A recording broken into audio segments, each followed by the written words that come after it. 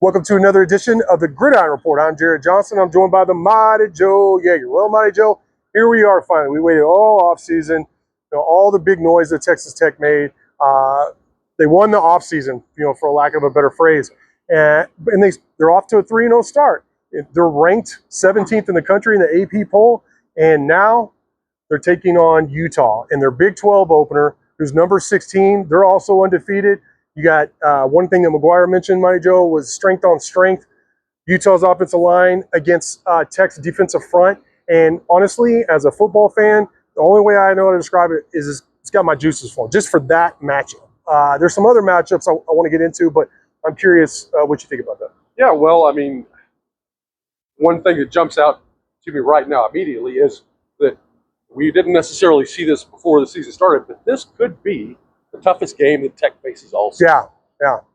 People were looking at maybe going to Kansas State or Arizona State. Yeah.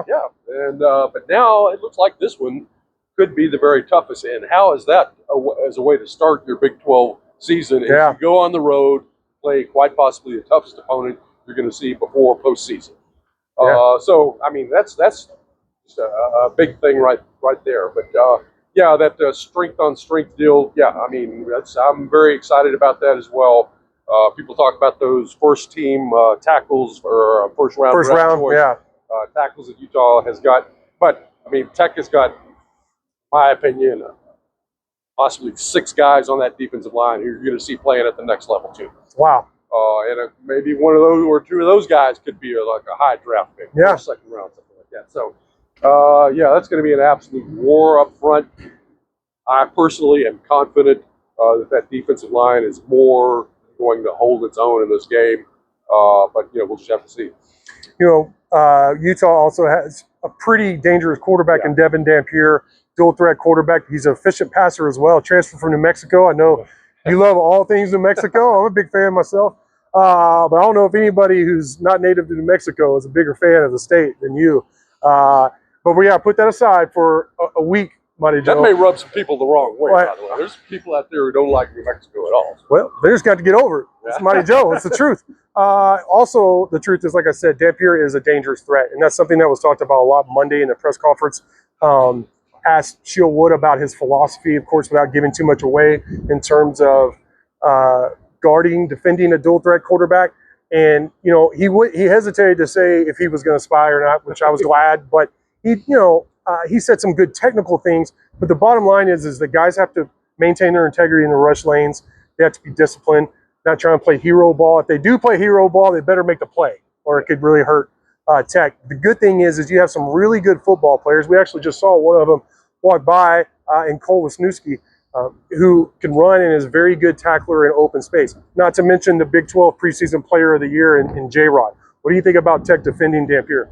Yeah, obviously there's going to be a little bit of a challenge to that. And, you could talk about what you're going to do to defend him specifically. I mean, if you do spy at least part of the time, John Curry is another guy who's capable of doing that.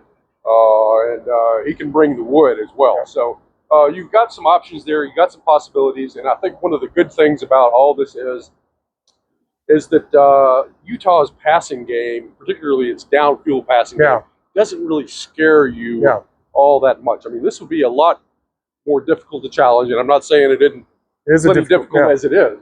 But if they had some serious guys who could stretch the field and pressure you downfield and force you to defend all over, you'd really be in hot water. Yeah. But as it is right now, I think you can creep up somewhat, and you trust your corners out there to cover, and you put some more guys up in the box. And I think that I really like Tech's odds overall and being able to hold down this offense to a reasonable level. The issue to me is going to be on the other side of the ball, and I'm sure we're going to get to that eventually. Well, let's do it right now. Let's flip to the other side. I'm intrigued. We said in a previous video about how impressive the receiving corps has been. The Coy Aiken, Caleb Douglas, Reggie Virgil, Terrence Carter with Barron, who I think just rode by, leading the whole thing. It looks like a very explosive offense, but Utah is a defense-first program, has been for a long time. It's on the road.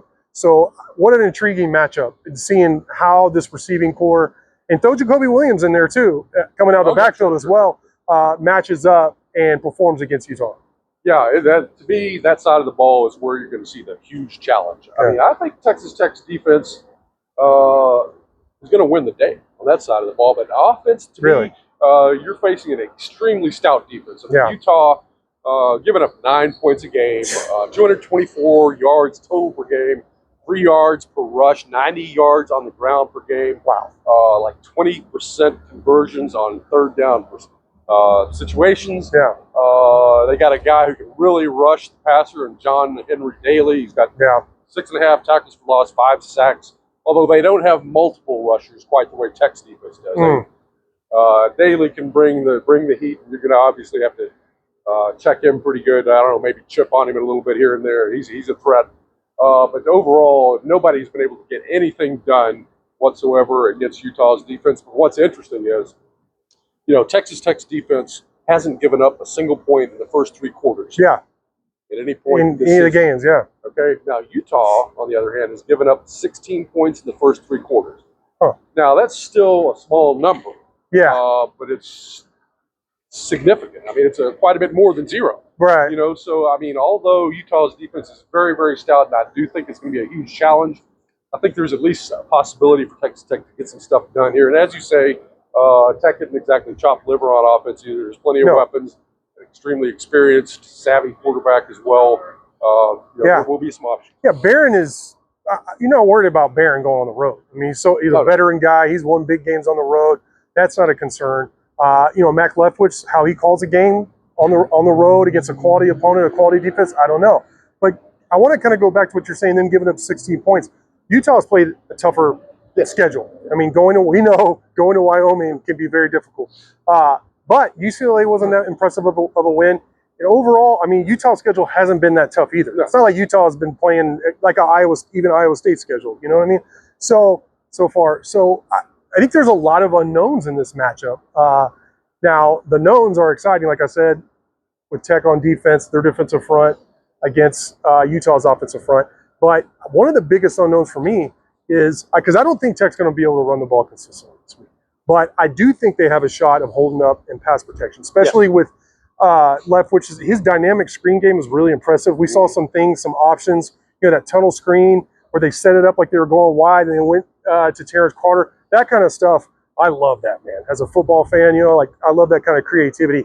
And I love the fact that the opposing team defense has to account for that. They can't just, balls to the wall, go after you. So I do think Tech's going to have some options, some very good options. I think they're going to put up some points and some yards through the air.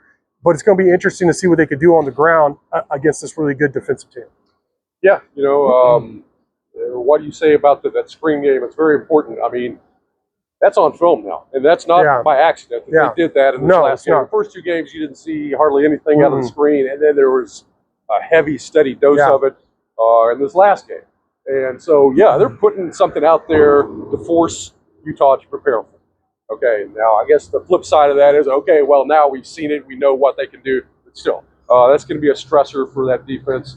The offense is much more diversified after you roll in those screens than it had been before. So that's all a very, very good sign. And then one other thing that I would note, at times Joey McGuire has been a guy who really rolls the dice on 4th down. Yeah. Well, if there's one tiny chink in Utah's defensive armor, it's they've given up 5 out of 7 4th down conversions. Really? Yeah. Okay. Which is a high percentage. That's a good stat. Yeah. So I mean, that's I don't know. Maybe it won't even be a factor in this game, but just a little something to keep an eye on. Maybe Texas Tech does roll the dice a little bit, and we'll see if they get anything done. Absolutely. Well, I wish this game was today. I can't wait. I think this is the first time Tech's been in a game of this magnitude in over a decade, to be honest. May have to go back to 2013. It's a top 20 matchup, big noon kickoff on Fox, which means for us, it's 11 a.m., 10 o'clock local time in Salt Lake City. Top 20 matchup. Mighty Joe, you got a final thought? I'll say this. I think 24 points will win the game. Really? That low scoring? It could be. It could be. Well, we're going to find out. But Mighty Joe, great stuff from you as always. Thank you. Thank you all for watching.